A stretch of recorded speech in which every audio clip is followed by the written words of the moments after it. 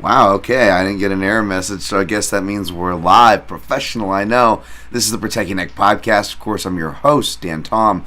Analyst is work you find over at MMAJunkie.com. But on this here program, we break down high-level MMA, and that's what we're going to do here tonight. Whenever you're listening to this, it is after the fight. It is not just a recap show. It's an after-party edition because it's right after... can confirm, can neither confirm nor deny any kind of partying in any ways on my side or the other. It's okay. No one's under oath here, but we're here together to recap. And of course, I gotta have a guess. I failed on my camera and some other things this week, as well as having a guess for the breakdown. But like I said, it's either for the breakdown or the recap. So we missed the breakdown. It's okay. I got my man at Liam Picks Fights on Twitter to help break down the content. He's a writer, a grappler, a competitor, a content creator. You name it, this guy knows his stuff. Of course, you can find him at places, of course, like Pup Sports Radio, Roto Grinders, and Score at Scores Odds over there. Those are the Twitter handles that I just gave. Liam, what's up, dude?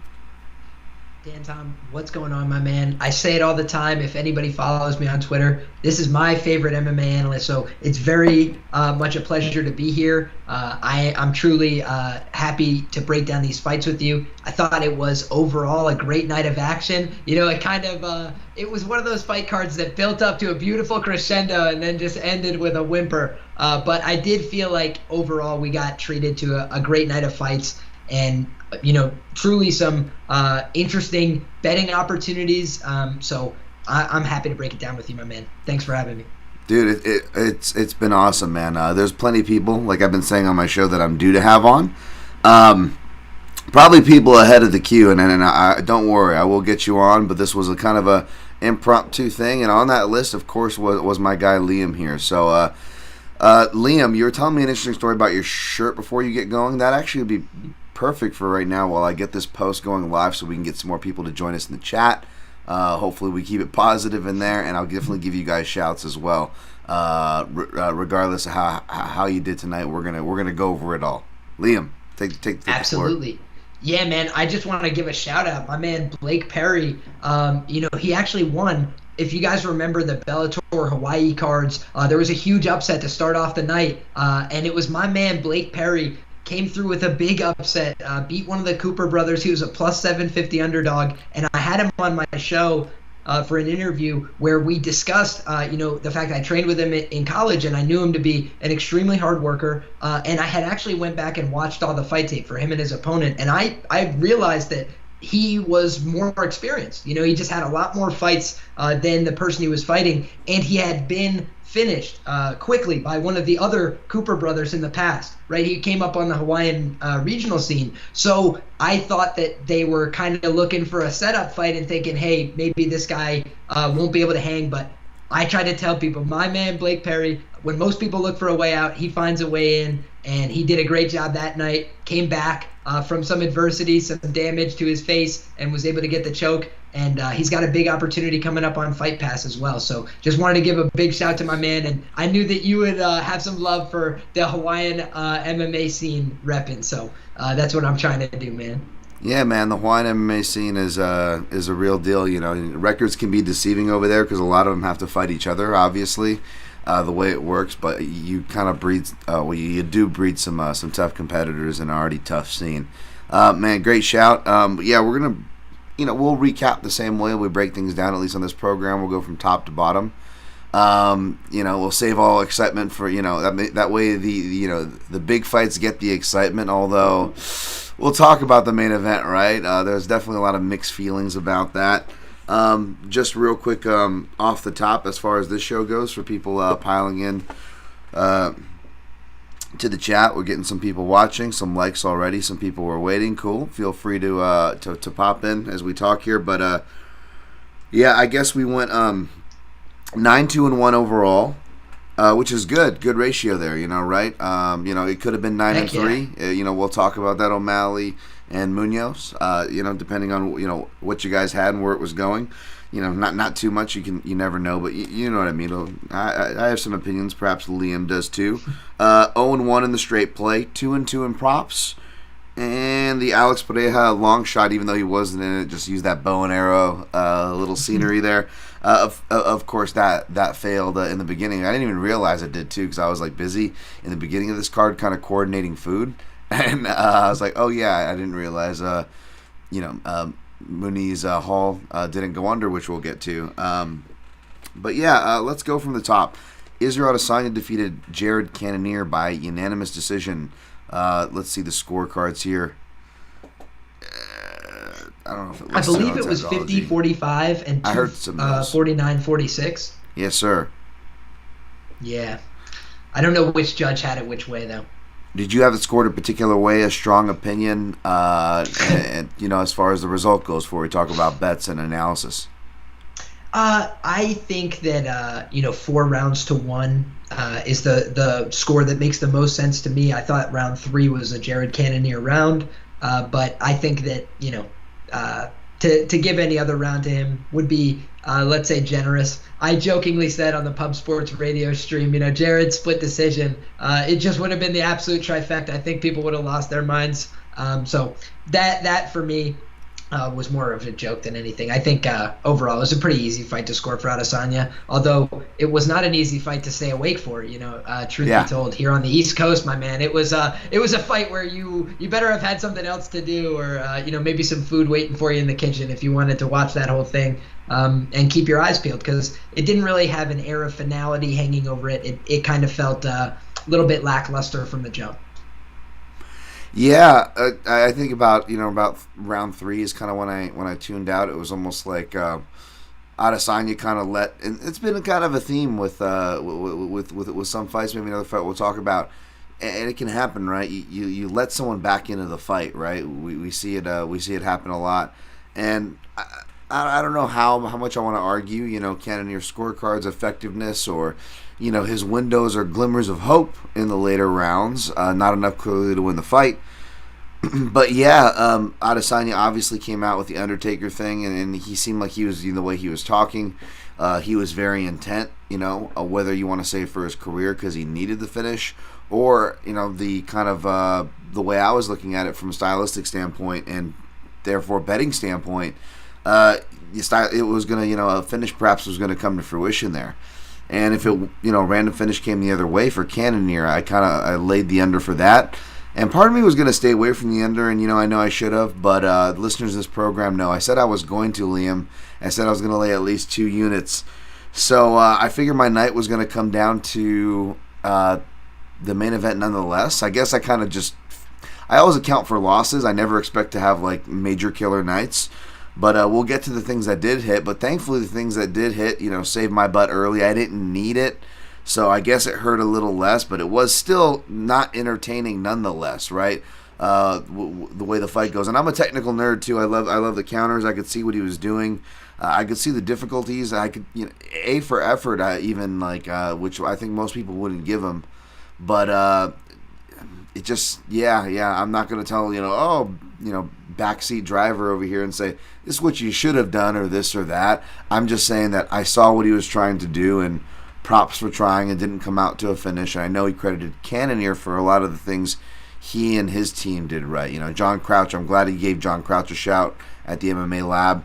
That guy definitely is underrated. He's been around for a while. So, yeah, I tend to agree. I thought that, what had impressed me about Jared, and to be honest with you, I took a bath on this fight, right? I had, think, almost a 5-unit loss on this fight. I had 2 units on the Cannonier money line at plus 400, and I also had 2.3 units on the fight not to go the distance at minus 115. And so, yeah, I just, plain and simple, lost on this fight pretty good. Thought the dynamic would be different. Kind of knew from second one that it wasn't going to be the fight I anticipated. When I broke down this fight in my head, I try and put myself in the position of these athletes, and if I'm 38 years of age and not very marketable, like Jared Cannonier, with all due respect, and I do think a part of his marketability for this fight as somebody like Chael Sonnen would talk about, is like the fact that he keeps a mystique. He doesn't just give you like 10 interviews and this kind of thing. But I do feel like he kind of needed to sell out a little bit in this fight, to look for a finish, to get after this guy. And I think some of his tactics made a lot of sense, because he tried to push him into the fence, hold on to him, keep him in a place where you could hit him, make the fight dirty. I think a lot of that made sense tactically and stylistically. But I felt like when they were at distance, he was very complacent for large portions of the fight. And I felt like that was not going to be the style that was going to get it done. I thought he was going to have to, kind of commit early in the fight when he's full of energy and very powerful, to trying to, sell out for shots that can end the fight. And early he was backing Izzy towards the fence and letting him off the hook, letting him circle back to the center. And I just felt like that was for me the indication that it wasn't going to be the fight I expected. Yeah, the clinching too. I didn't tweet it out, make it as a big of a deal. I did talk about it a bit in my breakdowns. But yeah, Cannonier hasn't really gone for many takedowns in his career. So I don't know how much of you could count on, how much any of us could count on that. So when I saw him clenching, you're definitely not winning over the judges there. You're not going for takedowns, and to your point, you kind of smothered the work that maybe he could have been doing in some instances.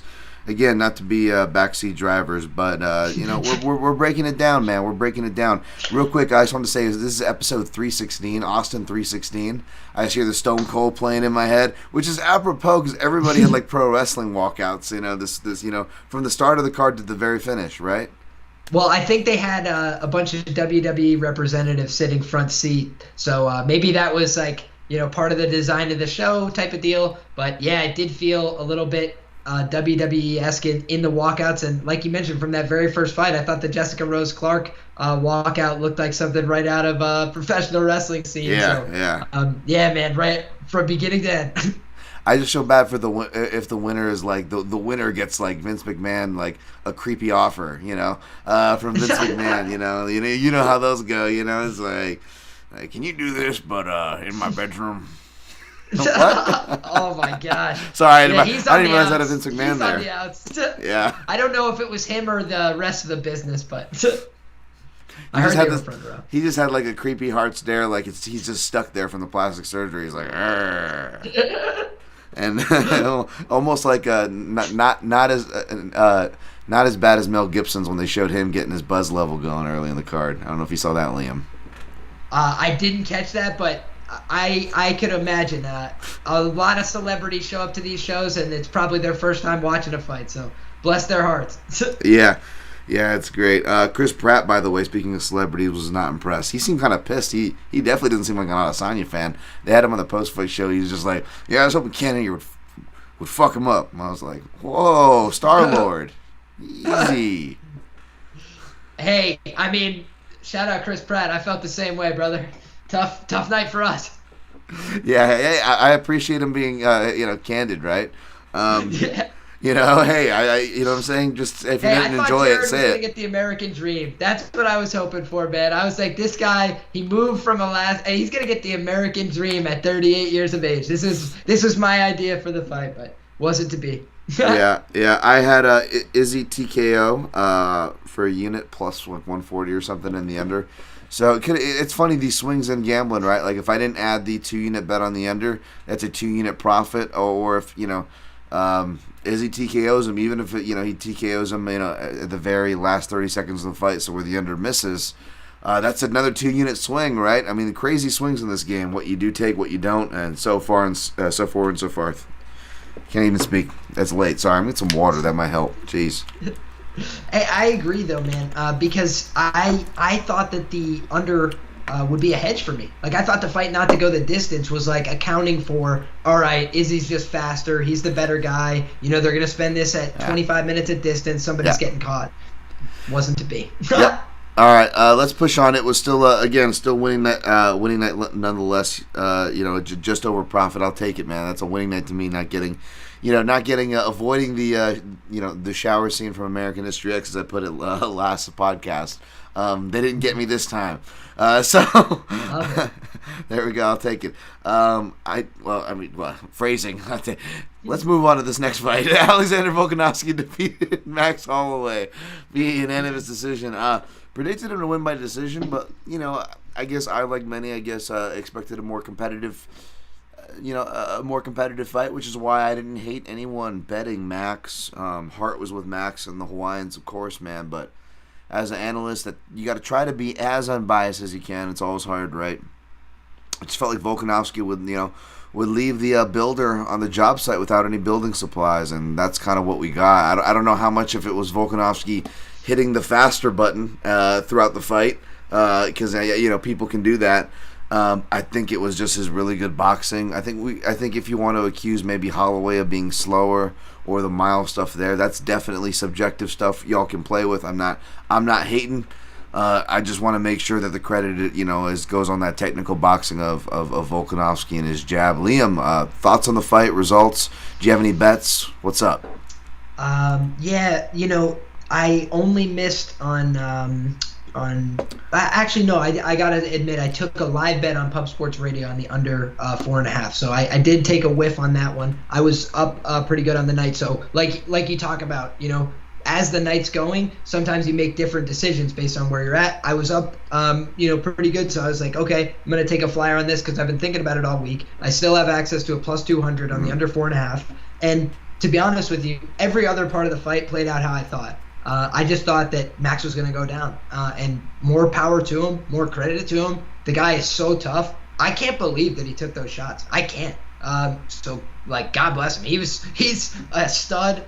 There's no shortage of accolades. But I have been saying for a while, and I truly believe I haven't seen somebody who's better at this fighting thing than Alexander Volkanovski. The guy is a gamer. Minute for minute, he doesn't let you win. He will tell you why you're losing. He is a insane gamer. He is the ultimate competitor. He completely responded when he got dropped by Chad Mendes. He responded by swinging back in the pocket and knocking him out. The guy is built differently. When you get one over on him, he is coming back for 10.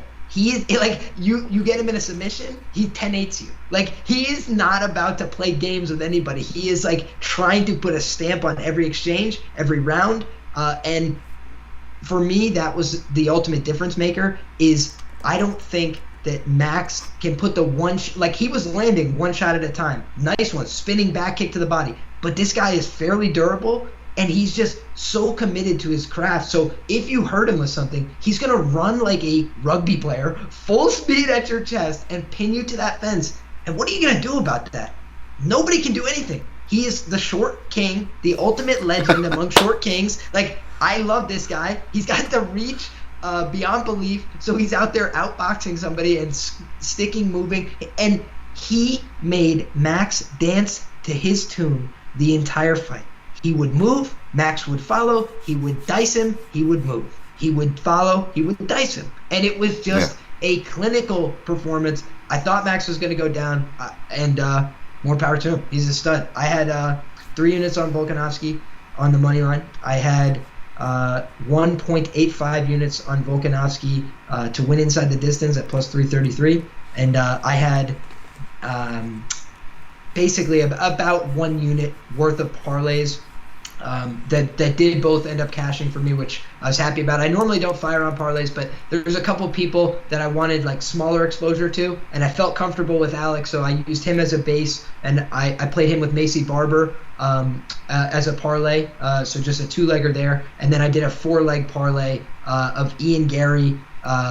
It was I actually have it right here. Alex Pereira, Alexander Volkanovski, Ian Gary, and Macy Barber. That was also my only exposure to Alex Pereira on the night. So wow. I had him at plus 110. Thanks, Catskills Resort. Nice. You owe me a lot of money. I'm coming back. Yeah. Hey, shout out to the co-main event too. We'll get to Alex Pereira fight, but they had that. I saw them post a parlay, and I was kind of I picked Alex Pereira too, but I was a little nervous about him as a leg in my homie's parlay. So I'm glad he came through there. Real quick, my guy Herb Dean is the gold standard in the chat. For me, the over 4.5 in a Holloway fight, only opening at -200 and -210 on the sites I use. was a gift from the gods. Yeah, man, I don't blame you jumping on that for those prices. I tweeted, though, as a joke because I figured a bunch of people were on that over. And I said, okay, overbetters, you can stop sweating the cut now because it was a bad cut, man. I thought Really you. bad. I was praying. I thought you were gonna cash that, man. I thought you were gonna cash that. Yeah, for you inside the distance betters on the other side, right? And it's like in bets aside, obviously, I want my friends to cash, and in a world if we could all cash. But as far as like the narrative of the fight goes, I'm kind of glad that it didn't because even though it was a really bad cut is more superficial than it is head trauma.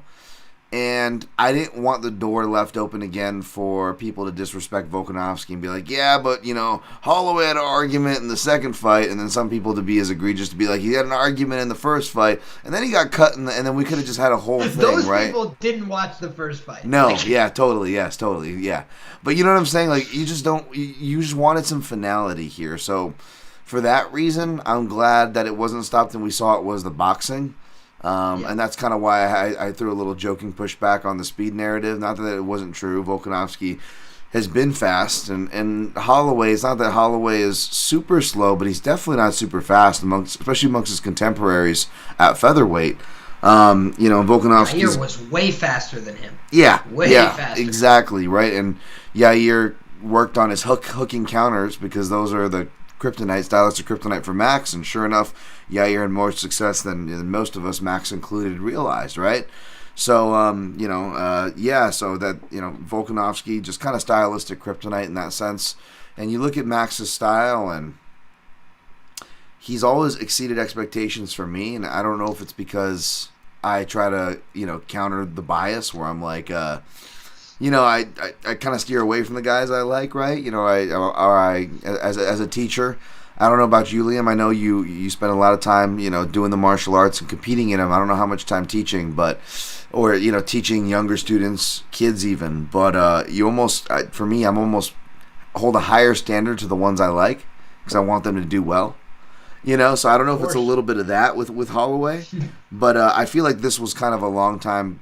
This was a long time coming. It was just so hard to kind of find out what is the style. For so long we thought it'd be wrestling, right? That was the common thing. A lot of people tried it and even got some scorecards to go their way because of it with Dennis Bermudez. I love Dennis Bermudez, but I'm just saying, right? That was the common fix. Pride of Section 9, Dennis There we go. Bermudez. There's in the New top York. 10 wins list, Section 9 is a small sliver of New York, and he is one of our best. Saugerties, New York, stand up. Dude, I love me betting some Dennis Bermudez. Maybe not toward the end, but I loved his style. I loved hearing Keith Trimble lose his mind at him in the corner. It was great stuff. It was great stuff. Classic, man. Yeah, poor Keith Trimble. All his gray hairs are named John Vellante and Dennis Bermudez. But yeah, I'm sure none of them would disagree with that too. But and Holloway made Cater look slow. Yeah, it happens. Again, you can be really good in your weight class or in a really good striker, but that doesn't necessarily mean you're fast, right? The more scary. Josh Emmett made Cater look slow too. The difference was he just doesn't have the same reach. So Cater is farther away, touching him with the jab, but then every time they started to do speed-based exchanges, Emmett's faster than him. A lot of dynamics, but physically, mentally, and we'll wait to see. Not to take anything away from Volkanovski's performance, but we'll wait to see if Holloway says anything about not feeling well cut or whatever this. But it just. Any front you think of, it just felt like he just was beat tonight, and credit to Volkanovski for the technical boxing off the jab and really just doing his own building through this series and within the fight, which is crazy because Max Holloway is the builder. Yeah, it was one thing that to me, and I take into account interviews and things like that. A lot of people leave them on the cutting room floor. I'll tell you what. It didn't help me in the main event, right? But it's like I thought these guys were going to engage, try and fight. But in the co-main event, I felt like it was something that was instructive for me in that Max said he thought he won both fights, and that's just delusional. And like as a competitor, as an athlete, sometimes you have to engage with some elements of delusion, right? Because if somebody's way better than you, you got to talk yourself into, hey, I can compete with this guy. I can compete with anybody. I'm the best. You could say those things. That's great. But it's another thing to like go through an experience and then say, this is not the experience that happened. Because if you're saying I won the first fight, to me that's just not like. Then you're not going to make the changes. You're not going to invest in what you need to do as a competitor. So I think he's still young enough and talented enough. He could have 10 more lives in the UFC, but it is something where I think there would have to be some changes made. He was pursuing takedowns and stuff in this fight, and it didn't work out. But I think he's got a good ground game. He's got dynamic skills in all positions. So maybe he tries to bring that to bear moving forward, whether that's at featherweight or lightweight. Yeah, definitely great points there. And real quick on the betting notes for yourself for this one and for both of us in the last one. And we'll get to the winners here in a second. My guy at Jerry MMA Labs on Twitter says checked at Liam Fight Picks bet sheet and he crushed it tonight. Liam crushes it a lot of nights, man. So he does good for himself. So don't you worry about my guy here. But I will say as far as the bets that we did miss on though, I want to give a shouts to this sweet new shirt I got. I felt it would be apropos. Win or lose, right? As much as we're praising Volkanovski, as much as we're crapping on maybe Cannonier Adesanya, either way, both on the spectrum, opposite ends, they failed to rob the judges, right? We'll get to who did rob the judges and probably cash some coin for both me and Liam here shortly, right? But anything else on this co-main event fight before we get to it? No, that's all for me. I just want people to recognize that this is one of the best guys doing it. He's probably not going to be doing it forever. And, we see a lot of retirements tonight, a lot of really good fighters, a lot of legends called it. So you want to just take in these fights and live in these memories. Like, make sure you take it with you because they're not going to be around forever. And this is one of the best guys to ever do it. I've been watching this stuff for a long time. He's one of the best guys going right now, for sure. I think he's the best fighter on the planet. I think he's starting to create a margin. So watch out. I don't want to sign the line to fight that guy. Yeah, I agree, man. I had him right there on my pound for pound. I felt like there's a lot of guys that are right there. I don't mean to disrespect Usman either when I say this. I just feel like as far as littler guys, technicians, those things tend to not tend to get overlooked, and I just feel like it's ironic that they get overlooked in the pound for pound conversation, which I don't care about. It's stupid. But if we look at what it was designed for, it was designed in boxing to give credence to lighter weight technical fighters. So to see MMA just completely flipping shit on that, even though I don't care about the argument, like just out of principle, I'm more of a principle guy, Liam, and out of principle, I'm with you, man. It just seems kind of gross to me. So, especially when you have such a treasure like Volkanovski, you can do everything. You're just like, he is a gift to the sport. Like, the guy goes out there, competes hard every time. He looks for the finish. He doesn't put himself in bad positions. Mm-hmm. And when he faces adversity, he does more than you expect. Like, if you expect him to just respond to it well, he does more than that. He comes back and 10-8s the guy. It's like, I can't. I bet on Brian Ortega a small amount on him to win and to win inside the distance, and I was like, I'm cashing the ticket. It's over. Yeah. He's got the kill. He's got this. I'm like, we're done. And this guy gets out. I'm like, I will never bet another dollar against this guy until I see the best featherweight prospect that can't miss. And I'm pretty good at jumping on those trains when I see them coming. But I don't know, man. It's going to take a Herculean effort. I actually think somebody like Josh Emmett or Yair Rodriguez would have a better chance of beating Volk today than Max, only because of the singular impact on their strikes. Because I do think the one thing you can get Volkanovski with is just a power shot. He's in the pocket. Yeah. He's willing to fight anybody. So you might be able to hit this guy, hurt him, put him down. Outside of that, what are you going to do to him? He's so good at MMA. He's going to win a round. Like, it's very hard to win a round against him unless you drop him. It's very hard.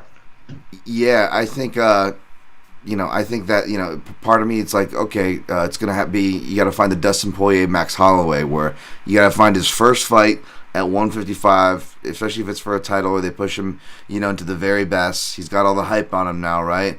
and then you got to look for that overcorrection. Like, yes, we stand by what we're saying, right, Liam? But from a gambling perspective, if they overcorrect the steering wheel in his first step up to 155, and what are those matchups? You know me, I'm a Slim Chucky Charles Hollis. fan. Yep, Chucky Hollis is the most dangerous, and I feel like Volk, at least early, could be really low key competitive with a guy like Makhachev, but then Makhachev could just do what we think, which I think the initial answer to your question would be okay, probably 155, probably a big guy, not just a big guy, but a big guy who can really wrestle Volk, and put him on his back. That's the one thing where you got to imagine where he's weakest, right? Dude, when you just said Volk and Makhachev, you started the gears turning in my head, right? With an evil conviction. He will be an underdog in that fight, and I will be stroking my beard like, because this guy, he's small, he's short, he's low to the ground. It's not going to be that easy to get inside on him. And like, his digging of underhooks is insistent. The guy does not let you get underhooks on him, period. So I think that's interesting, man. I'd have to do a lot of digging, and I've tried to fade Hassan Makhachev before and burn money on my man Thiago Moises, who then looks like a jiu-jitsu black belt 2 fights later. I'm like, come on, man, what are you doing? But I think moving forward, that would be great matchmaking. All of the fights you listed, I would pay to watch. Yeah, and it's certainly more than the next Israel Adesanya fight. Yeah, well, speaking of that, let's not get too ahead of ourselves. Let's go to that. The next Israel Adesanya fight. Alex Pereira beat Sean Strickland. Left hook KO round 1. I thought it was going to be left hook KO round 2. It was round 1. I stayed away from this fight. I didn't feel too confident in it, despite picking it right. Did you have any strong leans, bets on this one? I know you had a parlay, Pereira in a parlay. Yeah, that's it. I had Pereira in one $26 parlay. That won a cool 150, so I'm happy about that. But I normally don't throw together parlays, but I kind of just had like a resting balance in a kiosk. If you've ever bet at a casino, had a resting balance in the kiosk, had a couple sides I liked, but couldn't really get. I was like, am I gonna bet more than $25-$26 on these guys? I'll just pick a couple sides, pair it with the one I'm really confident in, Volk, and that was that. So. He was the plus money anchor to that parlay, and cheers to him. Delivered in a big way. I ended up with actually a larger bet than the parlay on Strickland's sub right before the fight, just because on the sharpest markets it was down to plus 450, plus 475. I have a pretty deep understanding of his jiu-jitsu game. He actually is quite good at jiu-jitsu. I think if Sean Strickland had just a grapple with this guy, very well could have looked different. But the other thing is, it's not so simple. It's like, well, Sean, why didn't you grapple? It's like, grapple with him how? Like, I got to get close. Like, I have to, get near the guy. And he was doing a good job of landing and moving forward and pushing him back and using the teep kicks. He was kicking with the kicker. I thought he did a lot of things right, but you make one mistake against this guy, you're going to sleep. He's got different level of power. That was, for me, the ultimate reason to stay off the Strickland side, was just I saw that this guy has been out-grappled and then won by just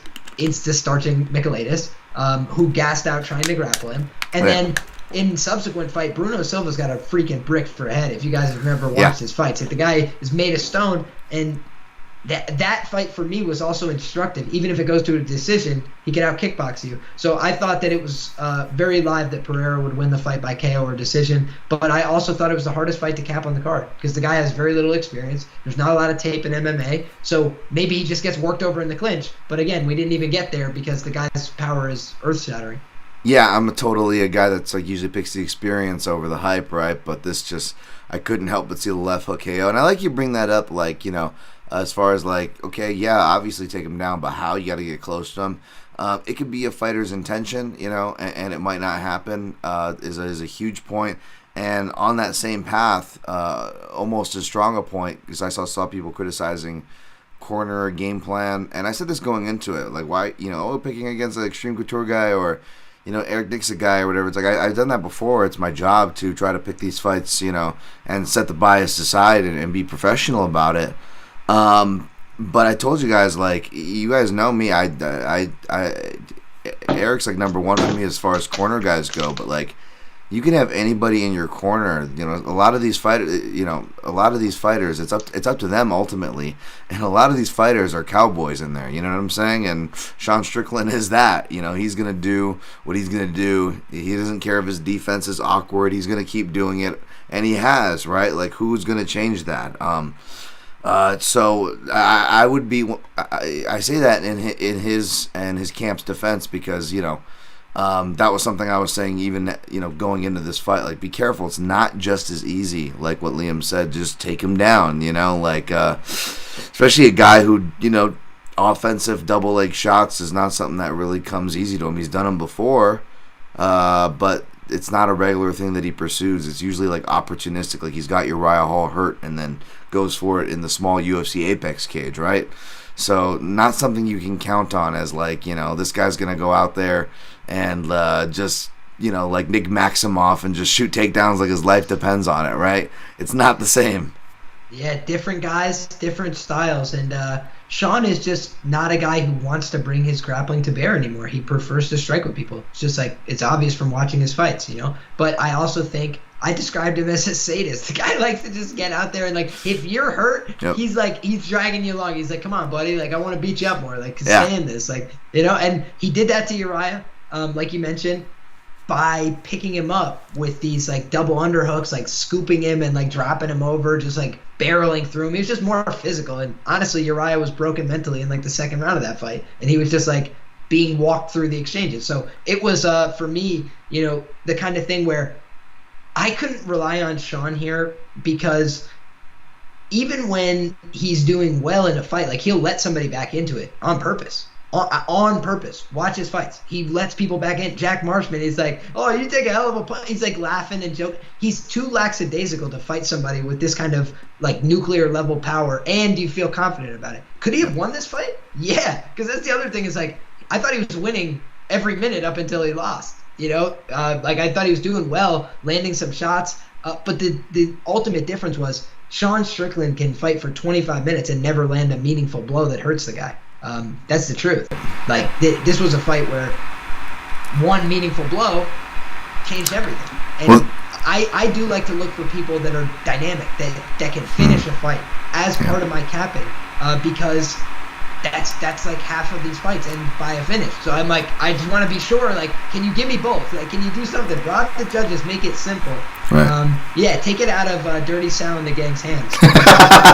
That's always been my MO, and I truly believe it. I always said, I don't want to run into Sal at Whole Foods. We'd have to have a long conversation. Oh, poor Sal, he's getting it. Hey, I gotta say, I gotta say real quick. Herb Dean is the gold standard. Says would have been a disaster if Strickland had managed to win tonight. He would land a few jabs on Izzy, but other than that, it wouldn't be competitive, in my opinion.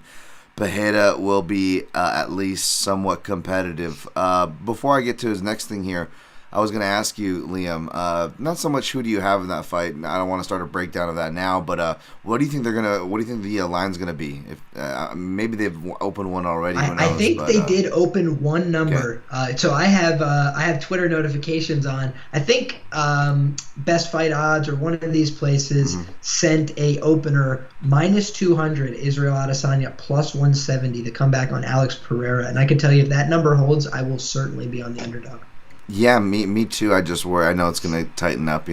As I always say, you guys are getting on the lines early. I'm always late to the proverbial gangbang there. I'm just trying not to step on things and get things attached to my shoe. At that point, we'll see where I end up. I'm hopping and stuff to get to the other side of the room. It's a mess. Sorry. What's up, MMA Junkie? Saying what's up in there. Go subscribe, by the way, to my my outlet's channel, MMAJunkie.com. Doing a lot on there. I was on the pre-show today with my guy Danny Segura TV, and a lot of the stuff we said on there was came to fruition. By the way, Herb Dean is the gold standard. Says, can you think of a guy with a bigger frame than Pereira at middleweight? He's absolutely massive. Yeah, he's big, man. Like, I watched some of his footage when he fought at light heavyweight, or even I believe he had like some heavyweight fights in kickboxing. I almost didn't recognize him at first. I'm like, this is the same guy? I was like, oh yeah. Yeah, man, he's huge, and that was the other point that I raised. I think part of my edge is that I train. Like, and I think that that's, like common sense, but it's also, it's true. Like, I know what it's like to try and grapple somebody who's real big and strong and physical.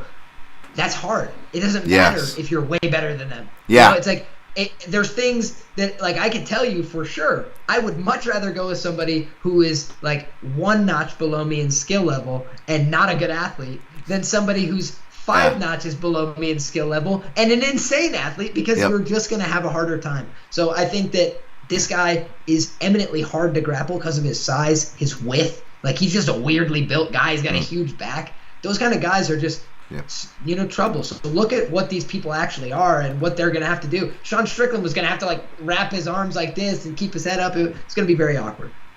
Yeah, absolutely. Let's move on to the next one, which was, let's see here. Oh, this was Brian Barberina defeated TKO punches standing Robbie Lawler, round 2.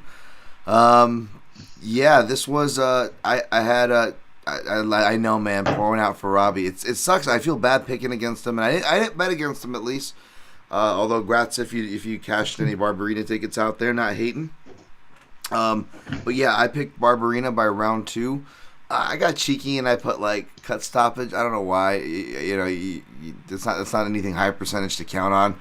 I guess I just wanted to emphasize that Brian Barberina's got some elbows, which I emphasized on the Protect Your Neck podcast. But in my main card article, I guess I'm talking about, I did for Junkie, I did cut stoppage, and it didn't get there, which is probably a good thing. I'm glad it was a standing stoppage. I don't need to see Robbie Lawler go out. I don't need to see him take prolonged beatings at that point of his career. But I did say that the elbows would probably kind of put the be the turning point in round 2. And even live, you were kind of seeing it. It was just hard. Robbie was swinging fast. But once he was able to do the reverse Colby Covington, instead of on the front foot wrestling, he's on the back foot, but he's still throwing southpaw volume. He got Lawler back into that shelling phase. And from there, he was able to extend combinations and get himself into and eventually finish the fight. Any reads going in? Any bets on this? Any comments? What do you got, Liam? Yeah, I'll keep this one pretty brief. I really didn't have a strong read coming into this fight. I felt like Barberena had to be, the upside play just because he's so much younger. And truthfully, I'm a huge Robbie Lawler fan. UFC 189, my favorite event ever, fight I've ever seen. So I just think that this guy's a legend. Don't want to see him fight anymore, but happy to watch anytime. Because what can you even say critically? Like, the guy went out there, went out on his shield like a freaking legend, fought the whole time, was landing good hard shots, still looks like himself out there, still throwing.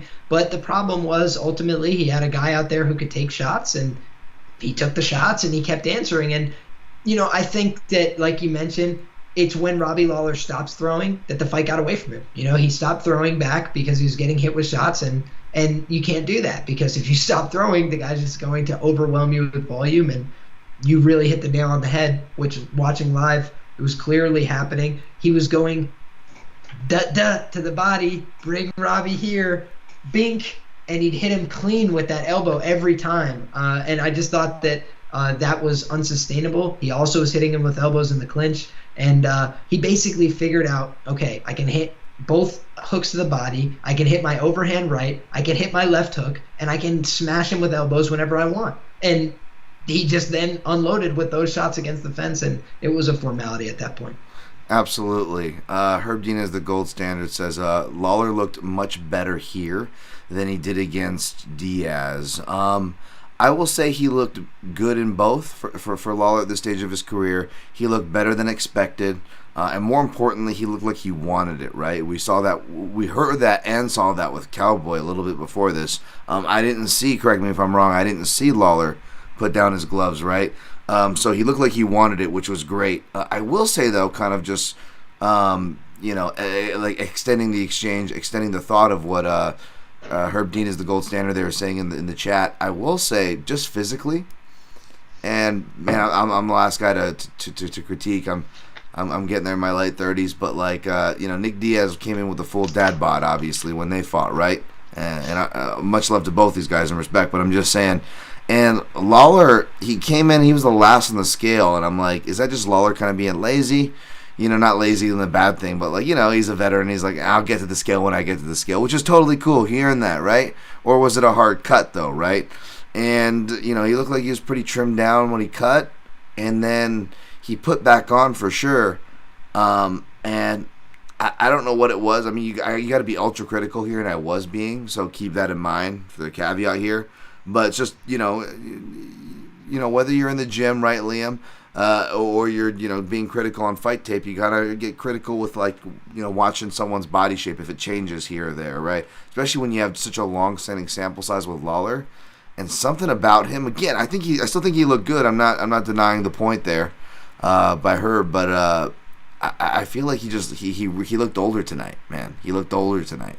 And even though, again, he performed well, he had great instincts, he just couldn't keep it up, right? He couldn't keep it up, and those pockets that he needs to recoup, that becomes more crucial as you get older. And that's just my flyer subjective opinion from the outside.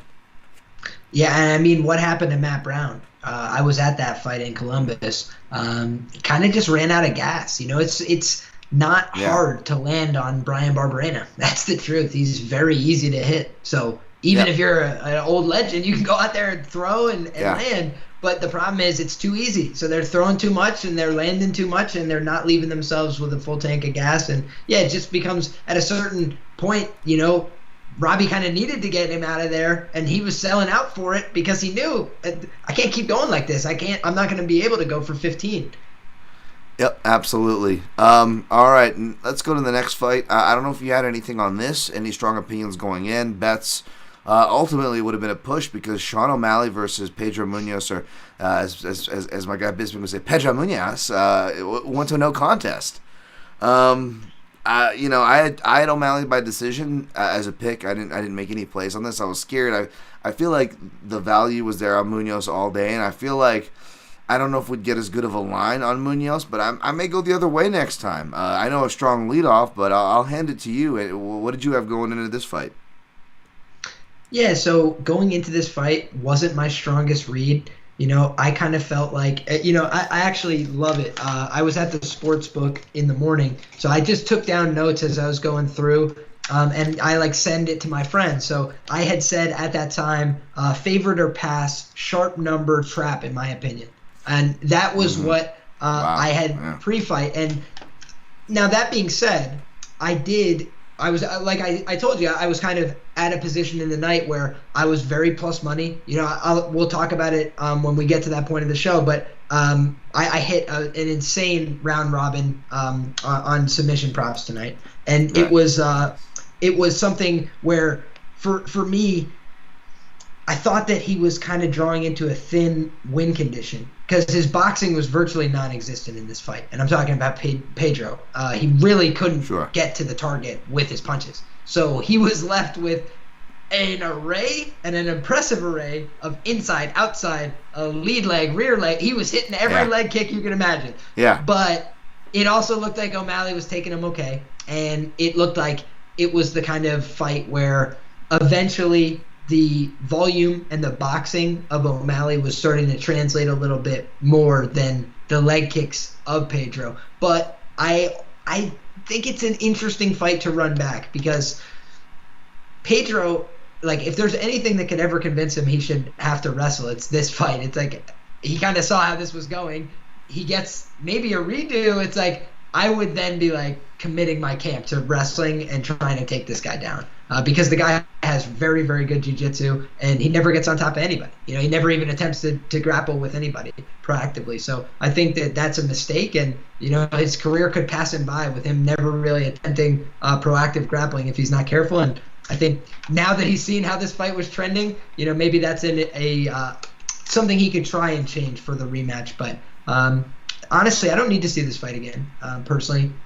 If they run it back, big blessings. I'm happy to watch it again as well. I thought it was a fine fight in terms of entertainment value, but I didn't feel like it was really a very compelling fight as it was happening. It kind of looked like we were going to get one dynamic all night. One guy swinging at the legs with kicks, and one guy is just boxing him from the outside. And I wouldn't want it to be the kind of fight where he just starts to take, a lot of volume to the face, because that's been a few Pedro Munoz fights, and that's not fun. Yeah, I totally hear you there, and yeah, the boxing definitely was tough, and you could tell, some of the notes I was saying before, I know I was saying it with my guy Danny Segura on the MMA Junkie show, was that he's been working a lot of defense and slipping, and it's like that's good surface value wise, but I don't know how much that's gonna serve him well here, that he's not connecting it with forward pressure and shots or anything like that. I feel like he was just gonna get stuck on the outside even more so. And perhaps we saw some of that. I know the commentary was kind of noting on that, saying they haven't seen that before, but it's kind of been a trend, and then it just got also accentuated with the style matchup, right? I know I'll jokingly downplay the reach thing and stats being overblown, but this was one where it was just like, no, I have a hard time ignoring the height and reach with the style at play. It's pretty potent. That being said, we got a question on how we scored round one, and I guess to kind of say why I left with a little bit of an opposite opinion is because, and I have to rewatch it. It's not a strong opinion, by the way, but I leaned more toward the leg kicks of Munoz. It was close, but I leaned more toward that because it seemed like it was off-putting O'Malley. And to my guy, one of the very best analysts, absolutely, Ryan Wagner at Ryan Wag MMA. Was saying that O'Malley wasn't showing the best response to what was naked leg kicks that I have to imagine he known was coming, and that's not great. And he kind of compared it to Ian Gary, who we'll get to, where he said he wasn't too high on Ian Gary either, but Ian Gary as a counterpuncher is at least reacting about the third or fourth time something comes at him. He's at least providing answers at that point. Whereas O'Malley just seemed really thrown off his game. So even though I feel like a defender of his skills many times, I will say that wasn't a promising sign. And whether it's Munoz again or another fighter with that kind of value attached, I may be on the value side next time, Liam. Hey, ride with us, value boys. I think.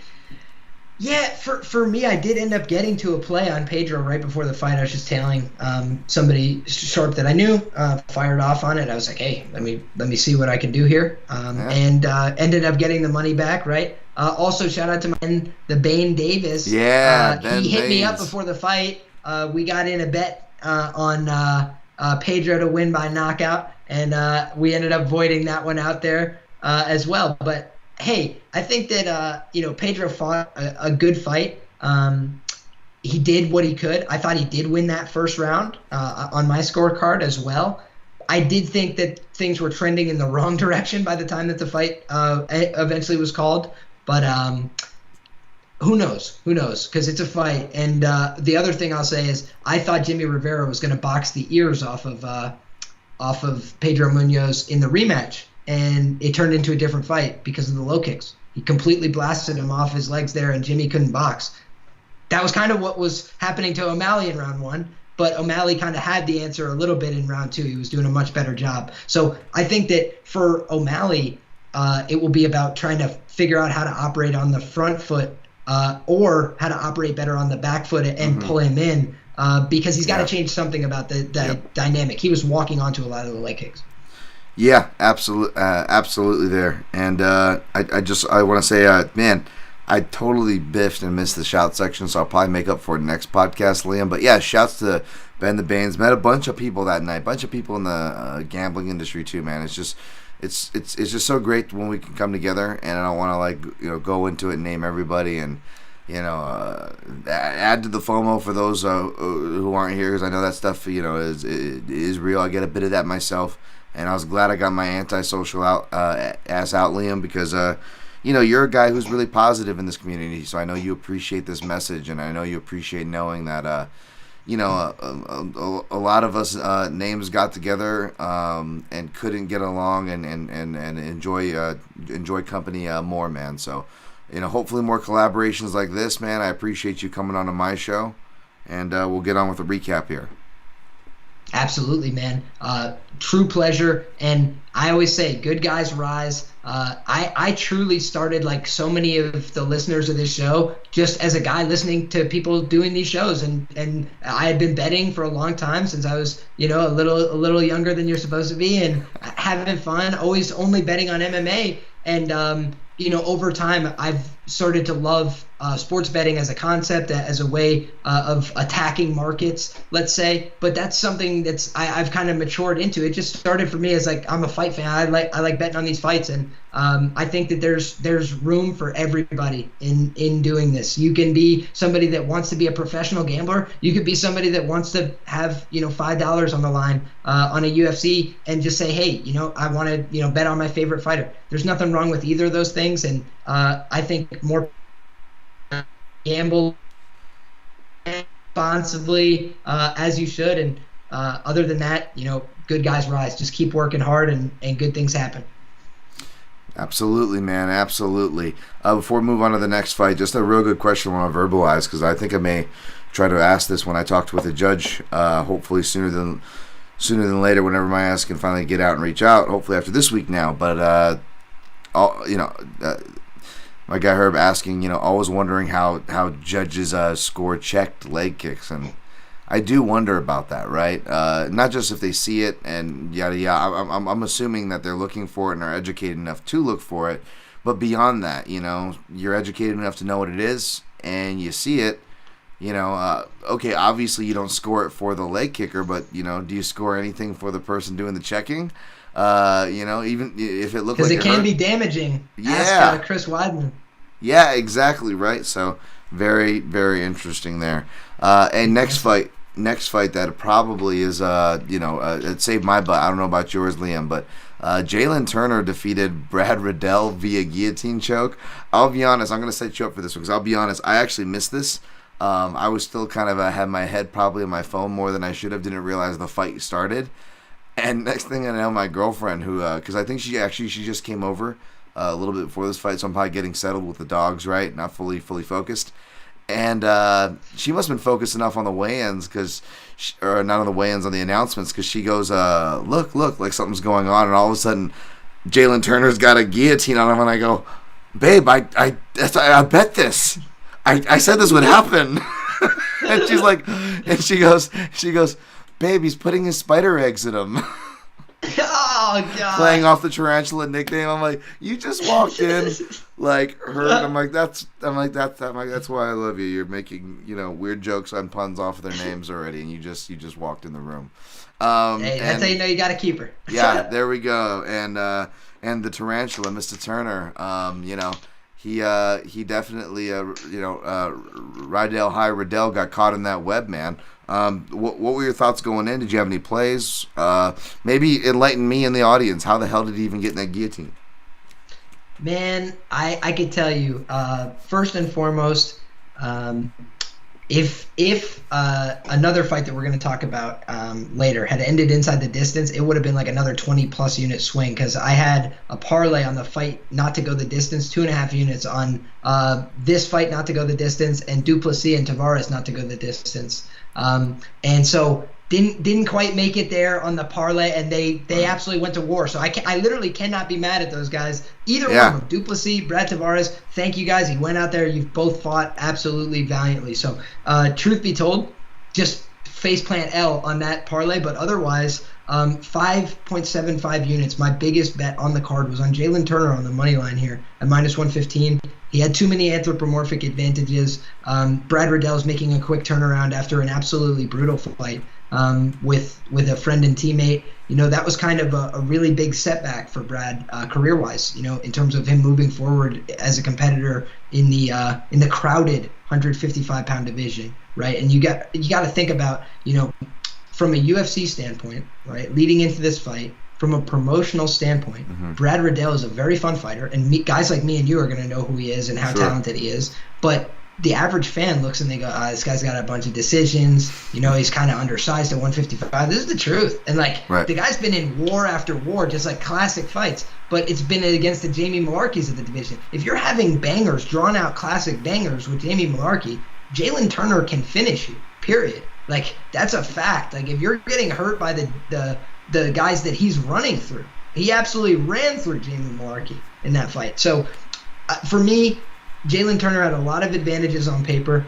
and he's a fast starter. Brad's a really slow starter. So I had a feeling that, the business was going to get done early in this fight. Yeah.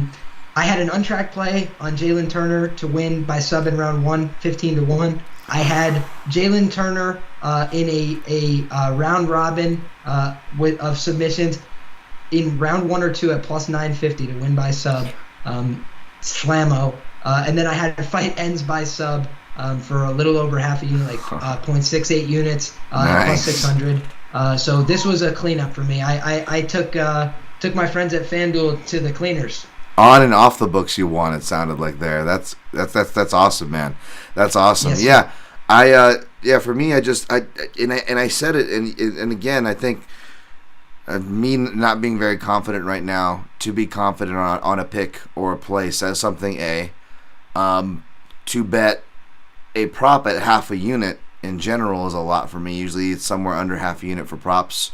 Or at least for me, I try to be conservative, right? Especially like if you're getting a high number, like there's no reason to go a half a unit, Dan. In my normal mind, it's like plus 700. You can just bet, $20 you don't want to see again and still have a decent return at plus 700, right? Which is fine, by the way. No hate if you didn't do it, but again. A lot of my listeners I was talking to seem to read that confidence, which is good, because sometimes I'll say that, like, oh no, I knew you were confident on that one. I could tell by the way you were saying it. So I'm glad that comes through, and then the play itself obviously comes through. Because I said it on my show. I'm like, I just feel really confident about this one. It feels, and I know you can get plus money higher for subs, and not just like combining it with the rounds, like for the plus 1500 that you cited and stuff like that, but even like you'll see subs like, well, I've seen a fighter to win by sub by plus 1200. It's like, it's a different context though. It was, you're usually getting a higher number if it's like maybe like a heavyweight who has no jiu-jitsu or something by sub, right? Or it's the underdog by sub. I mean, we're talking about the favorite for a fight that's favored to finish inside the distance, and that favorite, who is a brown belt in Brazilian Jiu-Jitsu and has submission finishes, not the early armbar finishes that are littered in the beginning in the regional career. Like, no, he actually has the bulk of his submission finishes in the UFC, relevantly on trend. In that context, plus 700 is a high number.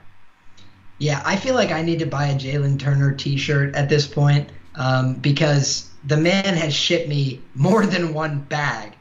Uros Medic got cleaned up and shipped me a bag. I had the sub in that fight nice. as well. So It's just been Jalen Turner bag season. And I think that, you got to respect these guys that are lethal. Like, this is something that if I had to make one broader critique of MMA betting community, and I say this with love and respect, sure, because I listen to everybody, like trying to learn stuff.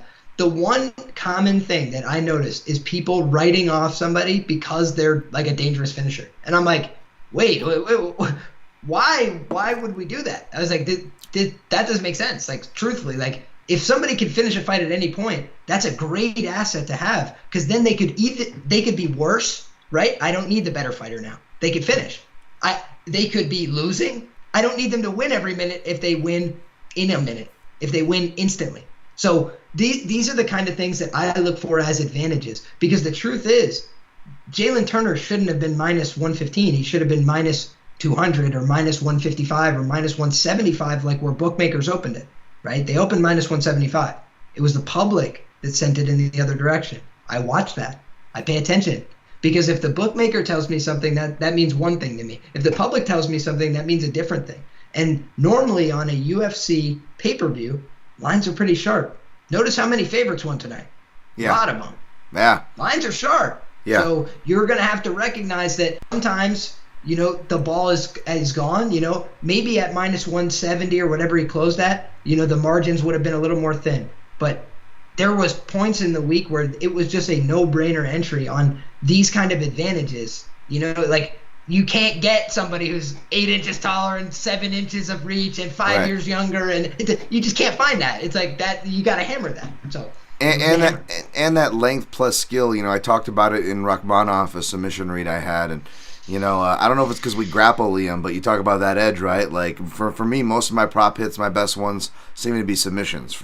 I'm guessing yours are probably too, right? Yes, And sir. and You uh, betcha. and that was something else that I was talking about, and I kind of hinted when we were talking about the Volk attributes with the Chucky Olives, is that that length also comes into play on the ground as well, especially when they have skill. You get leverages on chokes that they may not used to being there. Yeah, he might train with Izzy a lot, who's got a similar frame to Turner, but the skill level's different. Like Turner's a legit brown belt who's always trying to improve his skills and actually will go for submissions. It's a part of his game. It's part of his instincts. Whereas Izzy is obviously more defensive. And I was just talking about that trend too. I don't think I mean, I feel like it's a trend for me, which I'm about to talk about here, but I feel like the betting market loves finishers. But I see your point because I was just talking about this with Luca Fury last night. We were just going over game stuff, and it was like I was like, man, I've calling out your biases, and my biases, unfortunately, are for fighters who counter, work the body, legs, are very technical. Are okay with going to decision because they're the more skilled fighter and they're controlling the fight. And if the fight does go to decision, well, I'm betting on the more skilled fighter controlling the fight in a fight that I deem stylistically, right? And we could see from Cater to Emmett to Sarukian to Gamrot that you can have these reads for a decision, pick the favorite. They could arguably won on the scorecards for the technical reasons you cited, right? But in a close fight in MMA, and what the weight criteria is, you can justify a lot of different outcomes. Hence, value side of the equation, which I don't hate, by the way. I wasn't crying about any of those examples I just cited. They're just great examples to use, right? And yeah, so that was something that I was like, oh, well, that kind of explains why I come up short with a lot of these frustrating decisions. And if you guys have noticed, I've really halted as far as betting decision props. That used to be my thing. But when you really think about it, what are you really getting for decisions? You're getting anywhere from, as far as plus money goes, what, plus 110 to plus 140 at most? I mean, and then again, the intangibles of having to check all the boxes off and being able to sometimes check all those boxes off and it's still not enough. It can still go the other way. So to Liam's point, long-winded here, but being a finisher is very important. It can really do you a lot of things, And so if you look at what I've been targeting as far as props go, I might flex, whether I'm playing or talking about a play right now with the Jalen Turner by submission win. I may flex as far as like that kind of a read goes, but I'm playing a lot of rounds as well, if you notice, for these bigger numbers. Because again, value Victorian, value boys, however you want to put it, there's something to that, right? There is something to that. And you know what? If I want to flex my analysis, let me flex in the more value direction rather than the dicey, low payoff, high risk decision direction, right? So does that make sense to parlay to your point, Liam? Dude, I think you just actually hit the nail on the head. And you could either hit your head into a brick wall or you could learn, right? And This is something that I was a losing MMA bettor for a while, tracking my bets. And I always encourage people to track your bets because how do you know if you're good at anything if you're not tracking, right? So I keep track of my bets, and you could go look at the graph. It was not very good. Right. And I was doing things like laying a lot of chalk, right? Like betting on big favorites. I was, I think it's ironic, but like, when I was bad at, or like really, really bad at sports betting, my biggest bets, my most confident bets would always be the ones that would lose. I would never win a confident bet. It was like always a square side, right? Right. And that's kind of how it is. Like unless you really start gaming this out and saying like, how do we get here? And for me, I look for how can I get a big return for a minimal risk, and that doesn't mean that I take a minimal risk, but it's what is the least amount that I can risk for the biggest return. That's what I look for. I look for opportunities to make a big plus EV move. Now, I also have a more risk-prone strategy, right? So you can go look, again, I track all my results. I've had negative 20 unit nights. I think it's only happened to me once. I had a reverse sweep on UFC Columbus. I was there in person watching my money just burn in my pocket. Right? Brutal. Like, not a good way to take in your first UFC live in person, watching all your money go out the window. I encourage you guys, don't bet on your first event in person. But I will say, man, it's just the kind of thing where you put yourself in smaller spots at bigger plus money. Long term, you will make more money, even if you're not as good at picking fights. That's the truth. That is truth. It's very true. It's a crazy sport. Random stuff happens. I mean, people. Yep. How many people bet on Yuri round 5 sub? Not many, but I know a guy who did, and he was confident about it. This is how this stuff works. If you take enough shots and you go to plus money angles, you can win. If you just lay huge hammers on favorites, eventually the bill is going to come due. You got to be right like 80% of the time. You know, it's just like good luck. That guy, I'll shake his hand. Yeah. No, that's true. That's very true. Let's push through. I know there's some more winning bets and whatnot, but we'll try to push through the rest of this faster. This was the other thing that came through for me that saved my night. Jim Miller inside the distance, guillotine choke round 2. I believe he round one if memory serves correct. Am I wrong there?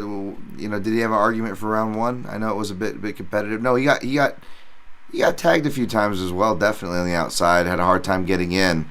So maybe it was a tight round. You could definitely score it for him. It was a close enough round. To be honest, there were so many fights. That remember. Was one that kind of went by me in a blur. I remember the retirement. I remember that guillotine. But, man, it was like an event after my own heart. Like, we got a Jersey guy, showing up, Northeast represent, and he gets the guillotine.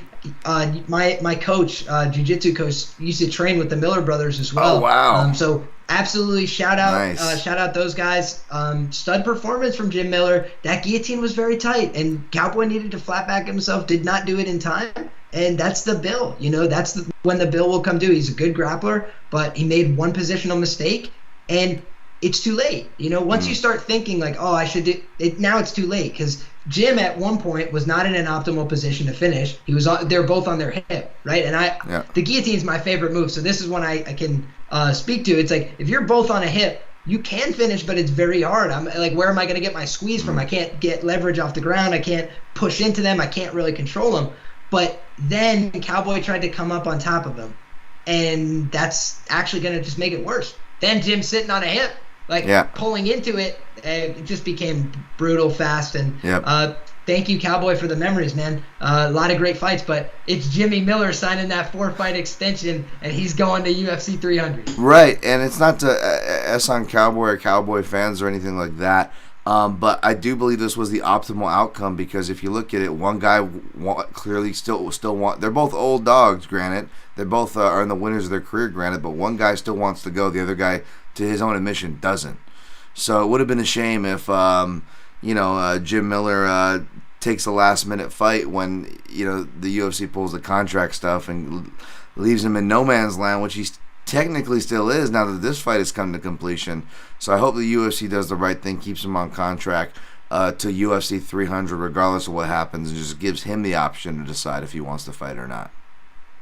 Yeah, I couldn't agree more.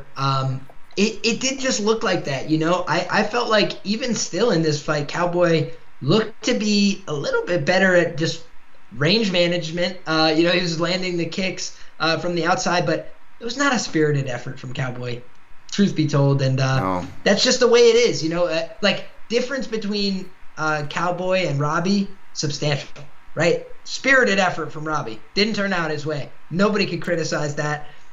I think that it's better for Cowboy to walk away so we can celebrate the memories after this one, as opposed to having to be critical, right, and talk about the fight itself, which was an uninspired effort. Yep. Let's move to the next fight. Ian Machado, Gary. Machado, what is he? I'm not here to be part Brazilian. I'm here to take over. Gary defeated Gabe Green, I guess. I don't know. I'm sorry. I'm flowing here. I didn't watch too much of this fight, to be honest. I don't know if I was eating some really good barbecue with my girl at this point, and I don't know if she listened to the podcast, but she kept going like, Gary. And I was like, I just kept laughing. I was like, 'cause I kept doing that on my podcast with the hi Gary. But yeah, he won. Did you catch this fight? Did you have anything on this fight, Ian? Liam, sorry, Ian. I'm reading Ian. I don't Oh, know if you could see that, folks, but I'm holding it upside down anyways. Ian Gary slammed a bag for the kid. nice, I did nice. have him on the money line here for 3.4 units, and I took him to win by knockout as well at the plus 340 tag, and unfortunately was not able to deliver there. I saw Dave Mason from Bet Online tweet out the most vulnerability they had on any one prop on the fight was Gary by knockout. I was like, oh well, that one's out the window, and just he really beat the heck out of him. I thought in terms of the damage to the face. I thought Gabe Green, heart and toughness, not a problem for Gabe Green. Like the Sure. guy's very good at coming forward, bringing the pressure. He did put a lot of pressure on Gary. He's a weird fighter, man. Like Gabe Green was throwing 3 outside low kicks at a time. I've never seen anybody else in MMA do that, or even attempt it. I don't think. Like I'm talking about like multiple times in the fight, stepping outside and then throwing that like just trying to rapid fire low kicks. It was a weird fight. But I just thought Ian Gary was a lot more orthodox. Like I don't mean the stance. I just mean like the guy was fighting a more normal game plan for MMA, throwing straight shots at the face, looking for intercepting knees if the guy got too close. I just thought he did more sensible work. He just landed cleaner, more efficient techniques, moved around the guy. His footwork was better, and he had more physical attributes again. So it's like, I don't like to take into account physical attributes, but it's like there's a reason I don't go to try and make a living in a cage fighting. My height and reach is not optimal, right? My weight distribution is very suboptimal Don't for remind MMA. It's like Don't remind me. the truth. Don't But remind me, it's buddy. I know, struggling. man. I know. But it's something where I recognize that about myself, and I work super hard in martial arts to get good at my skills and to use the tools that I do have. I'm strong as an ox for my size, like certain things, like, but not everybody is that way. I'm not that fast. I'm foot slow. You got to be cognizant of things about yourself and about the people you're betting on. And Ian Gary, you could love him, you could hate him, you could think he's cringy. I don't care. He's a good fighter. I don't care. So like I watch him and I say, oh, he can move out of the way of strikes. When he gets hit, he doesn't cower away. He's not like, oh no, I need to get out of here. He's like, oh, all right, we're fighting now. Like, and then he starts swinging back hammers at you that knock you out. Like if you're Jordan Williams, or you try and pursue him like Darian Weeks and try and get in there and wrestle him a little bit. And he's using his judo hips. He's not going over. He's keeping his balance. So I just felt like he's a better prospect right now today than Gabe Green is. More put together with more advantages, more ready to go out the box, and he's young. So he's going to continue to make improvements. He's had a good camp. The fade will come. Not today. Yep. Yeah. That's why I picked him here over Green, but I didn't play. I gotta take my medicine here, man. Duplessis defeats Brad Tavares via unanimous decision for his first unanimous decision win. Man, and again, it was with all due respect, but I felt the opposite way. I felt like as far as decision guys go, veterans or Tavares in particular, I just feel like this guy always gets disrespected. Via the betting lines. Breakdowns and whatnot, and I feel like if he was able at this point of his career to stand up to the shots, multiple hard hooks of Omari Akhmedov, Durka, my guy over there, he looks like a tank, by the way, in person, Omari.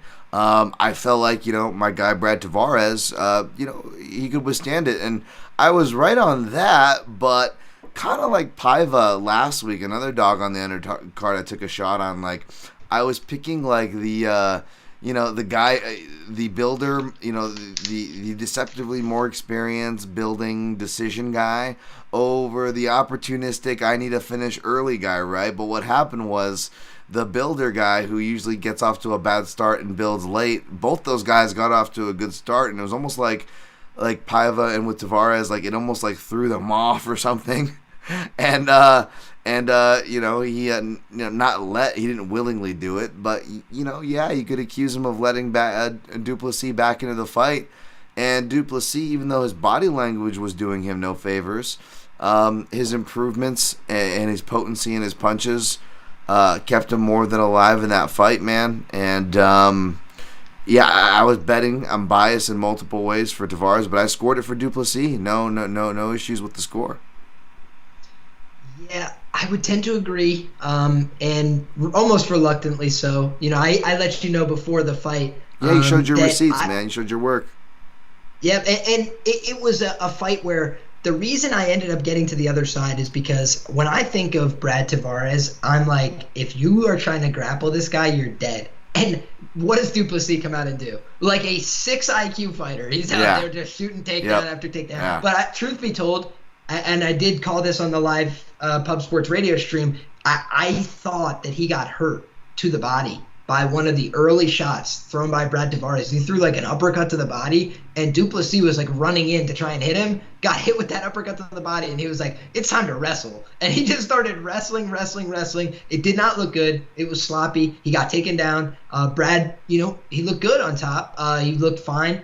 But what I think is that Duplessis, he hits very, very hard. He's an extremely awkward character. And he also throws weird kicks, but he's very effective with them. And he throws them even like he's one of these guys that starts to look tired early. And I can relate to these guys because, truth be told, I used to start running and 10 seconds in, but I'll just keep running and I'll just be faster than people. So it's like I do know those guys and I relate to them. And I think that he's kind of like that. He looks like he's like deer in headlights when he's fighting too, but then he just goes and hits somebody with something that looks weird and they fall over or start stumbling or they start wearing the damage. And I really felt like that was the problem for Tavares here. It's not like he did no shortage of good work. He landed a bunch of good strikes. He was effective in finding his shots all night. But one guy just hit so much harder and he was doing so much more impact every time he was landing. And I did think that ultimately,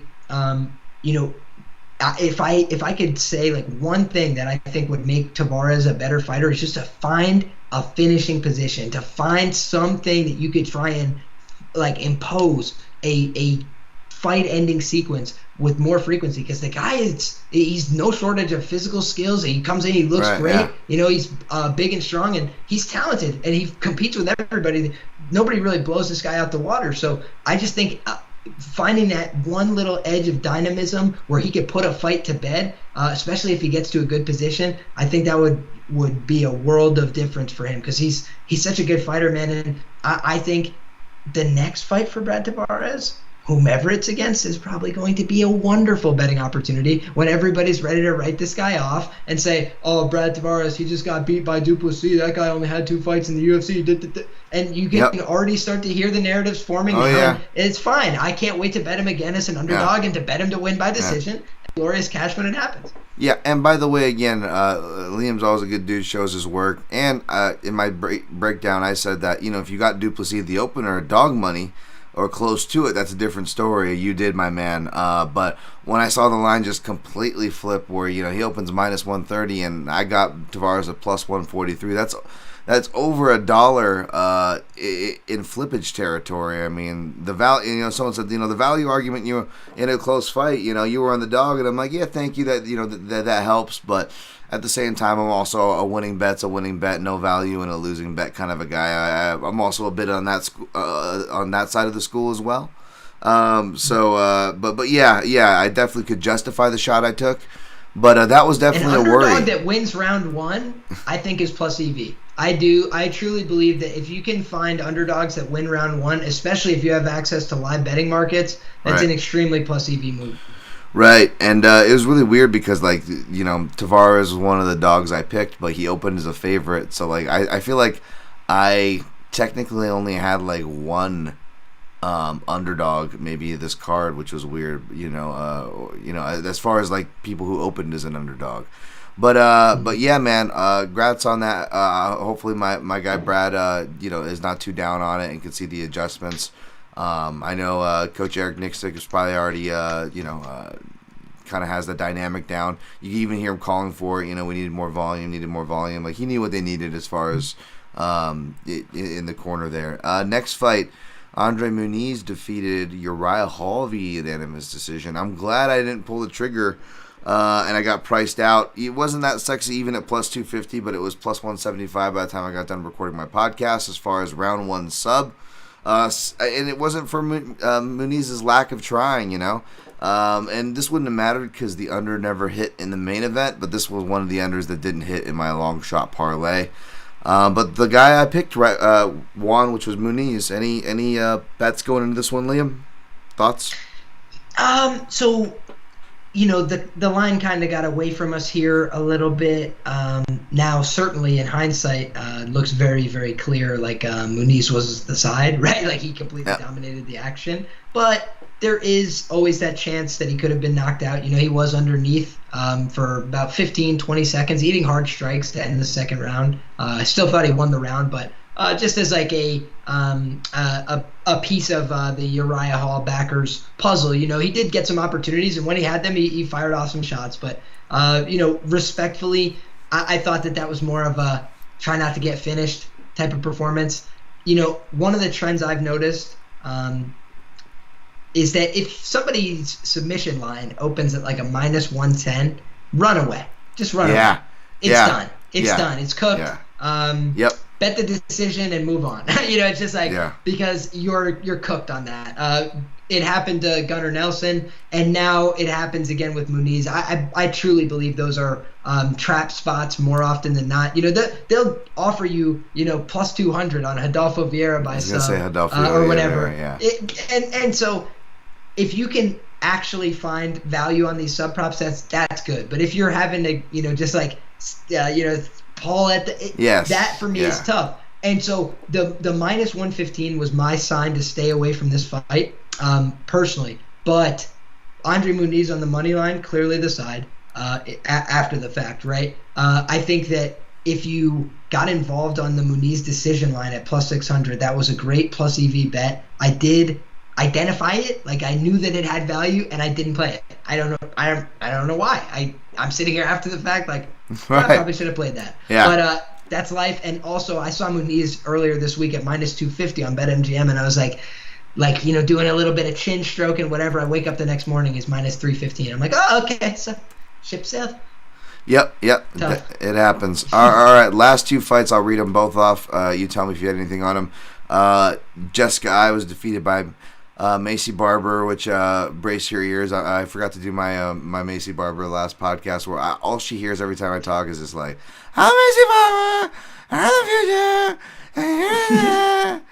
And to be fair, to her own admission, she doesn't fucking listen to anybody either, because she's like, "I was in the season, because I'm Macy Barber, and I'm the future."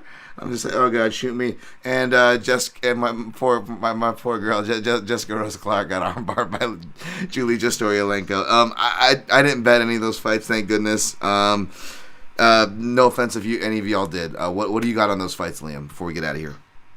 So this one I will have to take the victory lap on. I did get to a play on Julija Stoliarenko on the money line at plus 155. I did bet on her to win by submission at plus 500. I did bet on her to win by submission in the first round at plus 1,200. I did cash that bet out and then bet it at a different house at plus 1,400 for a bigger bet. So Julija Stoliarenko shipped me the bag, and the round robin that I was telling you about was a sub prop plus 700, rounds 1 or 2. Julija Stoliarenko wins by sub, plus 950. Jalen Turner wins by a sub, rounds 1 or 2. And you know which one didn't come through for me? Ironically, in this round robin and in a $2 parlay to win like over $1,000. Do you know which one didn't come through for me? Muniz. Andre Muniz sub in round 1 or 2 at plus 120. What a joke. What a joke. Knew it was too good to be true. I should have taken Jimmy Miller. What was I thinking? I know. A lot of us were thinking it was going to be KO. I didn't bet it, and I don't mean to rub people who did, but I got a lot of tweets saying people got greedy and went for the KO, and I can't hate on them, Liam, because we've all been there. We've all gotten greedy and gotten burned. I used to say in a what was it? I would play as Rodney Mullen. It was Tony Hawk's Pro Skater. Whenever I was playing the Chicago skate park, and you do the thing where you go over the half pipe and through the glass thing on the top, and you grind around and you combo it. And when you're playing with your friends, you're getting competitive, especially when you'd play in the same room back in the day. They'd be like on their fourth part of the combo, hitting a different grind, be like, getting greedy, Liam. You're getting greedy. You're trying to get in their head, want to mess them up while they're playing. Liam's playing like, shut up. And you make them fall like, you got greedy. That's us when you bet the method and it doesn't pay off, right? You're like, Oh my goodness. almost got I it. tell people all the time, try to diversify your risk. So if I bet Yeah. on somebody to win by sub or something like that, I bet on their money line. I Yeah, it's bet. kick for So coverage, for especially plus Julija money. Stoliarenko, Yeah. if she had gotten a decision win, I'm not going to be crying in my coffee, because I bet all this money on her sub props and it didn't come through. So that for me is a lesson I've learned from going that way and having it bite me. So I'd rather make a full-hearted position that I'm confident in and lose outright on all of it than I would to, like half-ass for me on some of them. Because like if I just play the like 0.2 on a sub prop, if I think there's like 50% value or so, like some of these submission lines are busted, like just like make no mathematical sense Sure. based on their I mean for Julija Stoliarenko, do you know how many wins she has? Yeah, it's all armbar 9. wins. Yep. Do you know how many, or after tonight she has 10. So do you know how many of them are by armbar in the first round? 9. Or 9, yeah, 9 of them in the first rounds, right? Yep, Like, yeah. And the math says she should be minus 115 on the sub, not the other way around. And she was plus 500. And then there's the unwritten math. I want to shout out my guy Brazchuk, who some of the best blind bets in MMA. As he puts it, Fatty's gonna fatty betting heavyweight overs. He parlayed all the heavyweight overs in PFL, and like for over a plus 1,000 and cashed it. It was sick. And then that's glorious. Another blind one for the opposite end, down in weight and a different gender. The WMMA, you bet the round 1 sub on the dog. There's going to be an upset. It's probably going to be a round 1 submission armbar. Bet that, and it's just and then you got Easy the girl, breach. right? Easy breach yeah. for him. So truly. So I wanted to shout that, Liam. That was the card. Thank you guys for joining. Thanks for like the video, subscribe. Last thing, real quick. Herb Dean is the gold standard of the chat. Says Volkanovski just said in the press conference that in the second Holloway fight, USADA woke him up 5 hours before he was supposed to wake up. And he basically fought with no sleep. So the closer fight, I guess Volk fought with no sleep. Wow. Okay, sorry. I thought he said that about this card tonight. I guess that was the second fight. Furia MMA. Glad I found a solid recap show. We'll try to do it more, man. There's a void to fill, both for after, mainly for Sunday. And the great thing is you can listen to this Sunday, even on the Protect Your Neck podcast feed. I'm probably going to edit, since it's episode 316. I'm going to follow suit, and I'm going to probably have some glass shattering to kick this show off with Liam here. Thank you guys for joining. Like the video, subscribe. Daniel Tom MMA on YouTube. At Liam Picks Fights. Liam, the floor is yours before we get out of here to plug. Say whatever you want before we go. Episode 316 says UFC 276. I just whipped your ass, and that's the truth. I whipped the ass of UFC 276 tonight. Was a big win, but it's always right back to work for me as far as I'm concerned. I work very hard at what I do. I appreciate everybody that supports me. You guys can find all my work at Liam Picks Fights on Twitter, at Liam Picks Fights on Instagram. You can find me on YouTube as well. Do a show every week where I break down MMA fights. I bring on great guests, very smart people, all from around the industry, and been giving out a ton of winners for free this year on my show.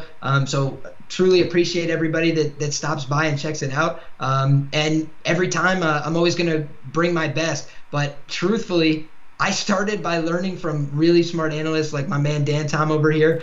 So truly, I'd be nothing in the knowledge of the striking game. I wouldn't know to look at their record against southpaws. Like all these different little keys that I've learned from always being humble and coachable and trying to go out there and become better at this every week. It's very hard to win. That's the truth. If you want to win long term, it's got to be reading to lead.